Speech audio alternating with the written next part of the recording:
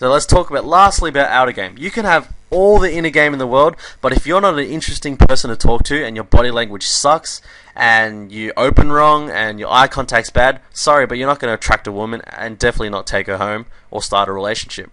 Because you can be so feeling good inside, but if you can't project that to someone else, they're not going to be convinced. So outer game is all the technical stuff that you learn. Stuff like, compose yourself with good body language.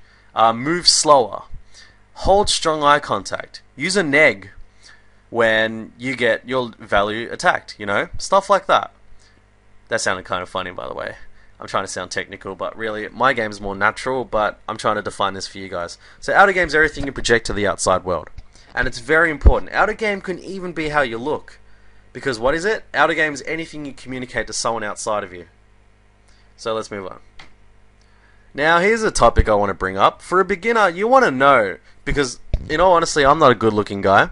So you want to ask the question, do looks matter? I'm going to have to say yes, but not as much as you think. Why?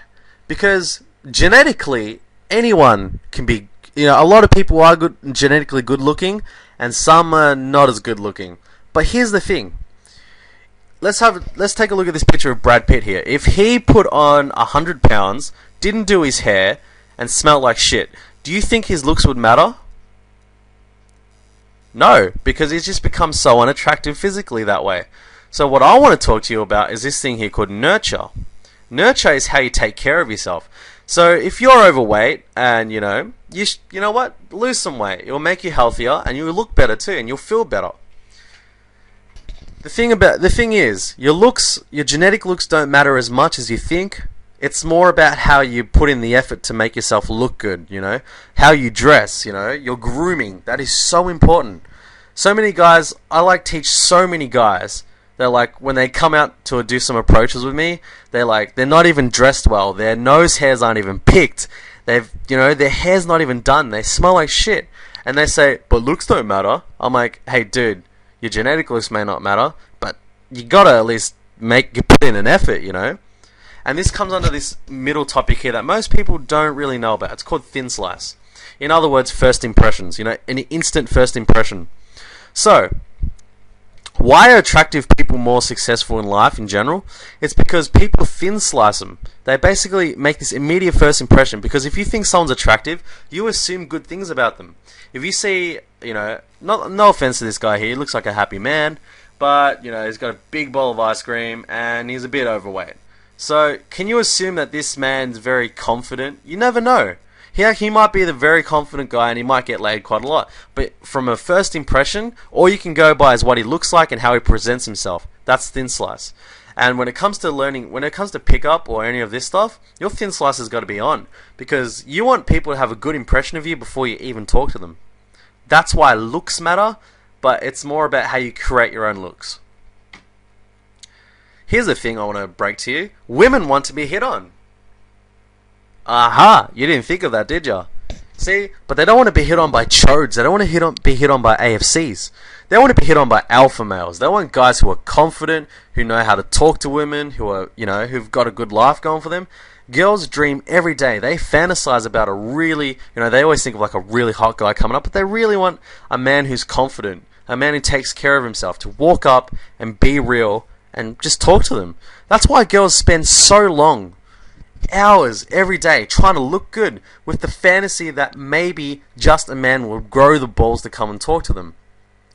And because men aren't approaching, this makes women feel more insecure, so they want to try to look even better. Or they just lose hope and they only date guys that they settle for, or they only date guys they can meet through friends. This is why we learn the art of cold approach. You have to know, you have to drill it into your head. This is a belief, by the way, a belief system. You have to know that women go out because they want to be hit on. If they dress so sexy, it's sure some of them just want the ego so guys can give them attention, but most of the time they just want to meet new people. They want to meet new guys. And if they're a lesbian, they want to meet a new girl. So, I'm going to break down how you're going to learn this stuff. There are 3 basic stages. This can be worded so many different ways. In sports psychology, they name this, the awkward stage, the mechanical stage, the instinctual stage. This is what I call it, because this is related to seduction.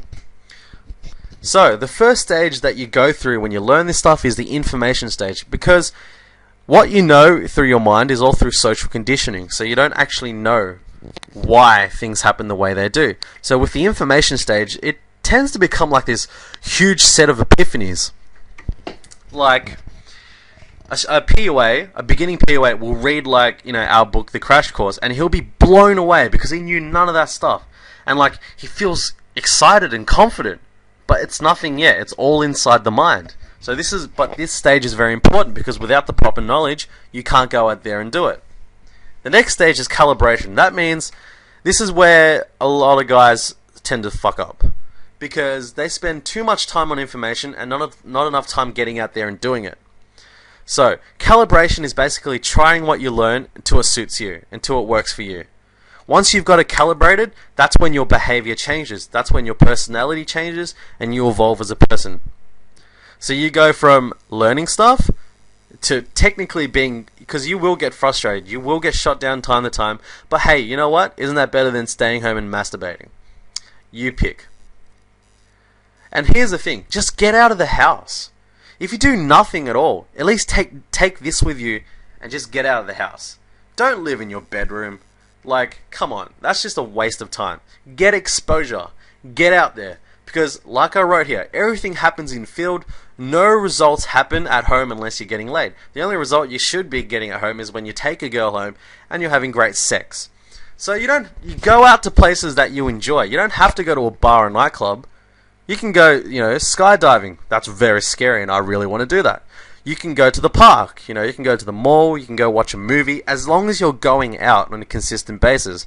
Of course, you have your own life to live. You may have a career, you may be studying, but if you're living most of your time in your house, I'm sorry, but you're not going to get any results. None. I know, I can guarantee that. Make friends. Living a lonely life, you may be an introvert, so you get your energy from being alone, but at the same time, being lonely, you don't get that satisfaction of being around people, Validation, all that kind of stuff. Making friends is actually good validation. And validation is basically getting, good approval of who you are. So, here's some tips. Go out with the intention to have fun. Yeah, don't have an outcome in mind. An outcome could be like, oh, I want to get laid. Screw that. Go out and say, you know what, I'm going to have a good time tonight. I can go by myself or with friends, I don't care. I'm just going to go out, see whatever happens, just happens.